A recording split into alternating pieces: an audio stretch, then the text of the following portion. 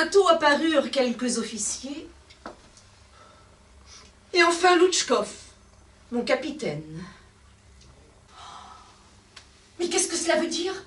Moi, Loutchkov? Mais à l'égard de Loutchkov, je n'ai manifesté qu'un certain désir de curiosité, c'est tout.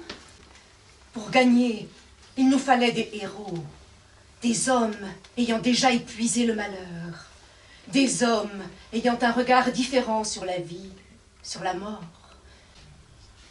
Lorsqu'ils se battirent, Loutchkov blessa Théodore, et puis, à la grande surprise des témoins, il s'approcha de lui, et lui prenant la main, lui demanda pardon. Il est maladroit. Ses attentions sont gauches. A-t-il besoin de plaisanter de manière aussi insolite? Il est dépourvu de tout esprit et de toute éducation.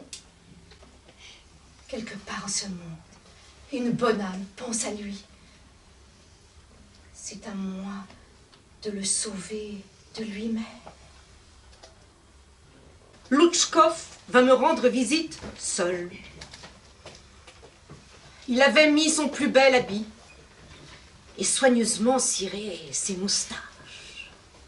Si je ne sais pas mériter sa confiance, pourquoi est-il venu?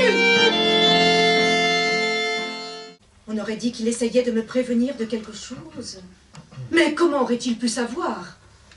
Surtout, il ne fallait pas qu'il reste ce fameux soir.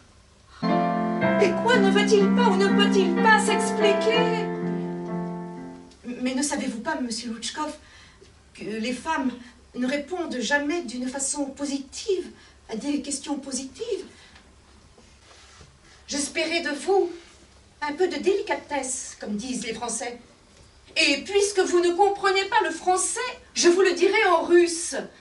Niejnest. Il vous a dit que toutes les femmes étaient taillées sur le même modèle et ne méritaient pas qu'on se donne beaucoup de peine pour elles?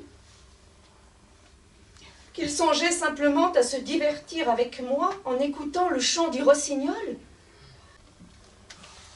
Mais le destin est parfois aveugle, irrévocable, issu de la nuit et du chaos. Tandis que les témoins réglaient les distances, établissaient les barrières, examinaient et chargeaient les pistolets, les deux adversaires restaient sur le terrain sans se regarder,